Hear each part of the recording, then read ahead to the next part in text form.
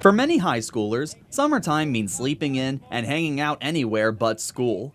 As a former high school student athlete, my coaches always told me success begins in the summer. But for Kearney's Gage McBride, the Nebraska state champion in bareback riding, the first month of his summer has been all about training for nationals. Gage is one of the 13 high schoolers representing the state of Nebraska at Rodeo Nationals. A traumatic brain injury caused by a blow to the head that makes the brain shake, hitting the inside of the skull. A non-visible sign of pain called a concussion. According to the American Medical Society in Sports Medicine, nearly 50% of concussions go unreported in the U.S. every year.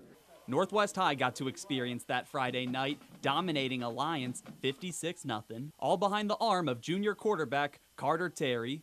Carter totaled to 282 yards Friday night out of just 15 completed passes, and those 6 touchdowns went out to 4 different receivers. Let's do a little recap on the journey of where we got this far. A little less than a month ago, Nebraska announced that it was cutting ties with former athletic director Sean Eichhorst.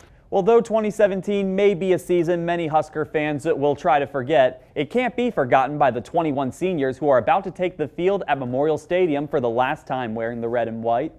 Thanks, Iffy. You know, before Scott Frost became a Power 5 football coach, he was just your typical Central Nebraska boy growing up right here in Wood River. Topping off 27 kills with 2 back-to-back scores in the 5th set, sophomore Kalen Myers ignited an 8-1 run, turning a 9-7 deficit into Superior Volleyball's first state title.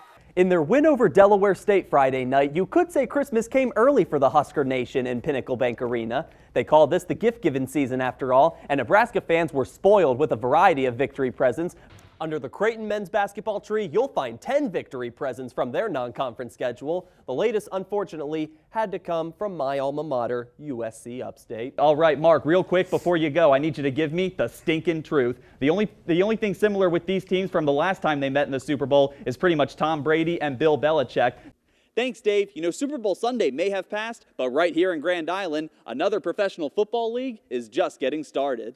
Inheriting one of the biggest names in the Grand Island swimming program, Jonathan continues the legacy built by his 2 older brothers, capturing 2 conference championships over the weekend. Now that Jonathan has added his name to the school record board, the Novinsky name owns 7 of the school records and many more when you combine the state championships. After cruising through the first 3 rounds, Riggs' biggest moment came by pinning Darren Stewart of Elkhorn Valley in the second period, marking his 48th of the season. The Wildcats' climb to the state finals would still be a challenge. Averaging only a 4-point win in their first 2 games, plus needing Tegan Sullivan to come in clutch, draining a 3-pointer in the final 10 seconds to knock off number 2 Stanton. But the team's future may now be uncertain after learning their starting quarterback suffered a season-ending Achilles injury in Cedar Rapids on Monday. Now the future of the season rests on backup quarterback Jesse Scroggins, one of the many coaches following Scott Frost from UCF. Walters takes over the Huskers offense after revamping the Knights offense to one of the top contenders in the nation. The conditions were brutal and the competition was tough, but that didn't stop one dedicated Grand Island pitcher from leading his team to their first conference title in 4 years. After 2 state titles, a Division I offer, and totaling almost 20 consecutive wins in his event, the Duke of York Boys Track still found a way to set the bar even higher. As the sun sets on another track season, the dynasty of Giltner Girls Track continues to shine. A team who's trackless at school, yet still sits atop of Class D with 4 consecutive state titles. Kearney still needed to find some offense to avoid a possible shootout situation, so Christian Dakin provided a perfect corner kick to Carson Schwartz to give the Cats the lone tally for the match.